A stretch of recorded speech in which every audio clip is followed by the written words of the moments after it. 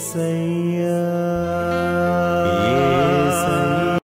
The lord. దేవునికి మహిమ కలుగును గాక. ప్రతిరోజు క్రమం తప్పక వాగ్దానాన్ని వీక్షిస్తున్న ప్రతి ఒక్కరికి యేసయ్య నామములో ప్రత్యేక వందనములు. సబ్స్క్రైబ్ చేసుకుని అనేక మందికి షేర్ చేసి దేవుని మాటల ద్వారా బలపరచండి.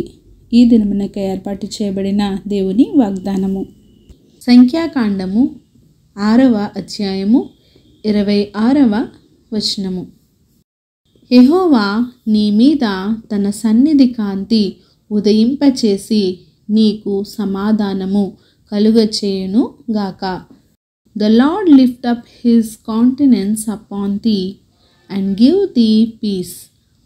దేవుని కలిగి ఉన్న వారిపై ఆయన సన్నిధిని వారిపై ప్రకాశింపచేసి వెలుగుగా వారిని ఉంచువాడు. దేవుని సన్నిధి కాంతి నీపై ఉదయింపచేయాలి అంటే మనము లోకముతో పొత్తు పెట్టుకొనకుండా ప్రత్యేకింపబడిన వారిగా ఉండాలి. నీవు దేవునిలో అంటుకట్టబడి ఫలించాలి. ఫలించడి కొమ్మగా ఉండాలి.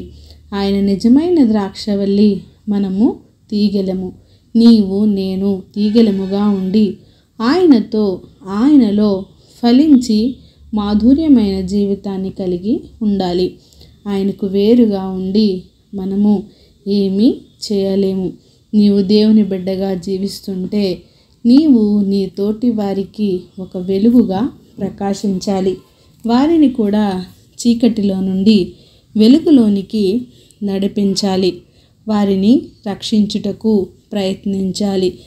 నశించిపోవచ్చున్న నీ చుట్టుప్రక్కల వారిని వెలుగులోనికి నడిపించుటకు ప్రయత్నించాలి.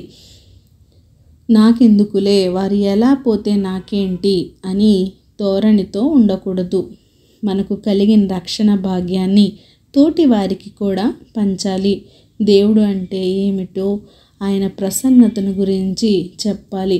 ఆయన ఈ లోకానికి ఎందు నిమిత్తమై వచ్చారు, పాపాన్ని జయించడానికి, పాపంలో మగ్గిపోతున్న నీ జీవితాన్ని వెలుగులో ఉంచడానికి, చీకటిలో ఉన్న వారిని వెలుగు ఉంచుట కొరకు అని వారికి బోధించాలి. ఆయన ఈ లోకమునకు వచ్చిన సంగతి వారికి వివరించి చెప్పి చీకటిని పారద్రోయుట కొరకే ఆయన వచ్చారనే నిజాన్ని వారికి చెప్పాలి. వాక్యమై ఉన్న దేవుడు ఆయనే ఆనాడు నరవతారిగా ఈ లోకమునకు వచ్చి మనకు వెలుగును ప్రసాదించారు. ఈనాడు ఆయనే వాక్యమై, ఆ వాక్యమే వెలుగుగా మన మధ్యన నివసించుచు ఆ వాక్యం ద్వారా మనతో మాట్లాడుతూ చీకటిలో నశించిపోకుండా వాక్యములో మనలను సజీవులనుగా వెలుగుమయంగా వెలుగులోనికి నడిపిస్తున్నారు. ఆయన సన్నిధి కాంతి నీపై ఉదయించి నీకు సమాధానమును కలుగజేయును గాక. ఆమేన్. చిన్ని ప్రార్థన. సకల ఆశీర్వాదాలకు కారణభూతుడైన మా ప్రియ పరలోకపు తండ్రి, మీరు ఇచ్చిన వాగ్దానంకే వందనాలు దేవా.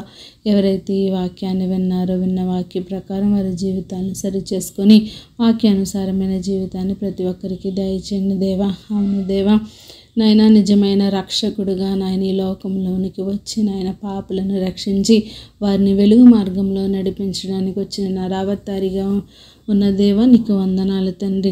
ప్రతి ఒక్కరిని సమయంలో జ్ఞాపకం చేసుకోండి. వారి అవసరతలను అక్కరతలను తీర్చండి.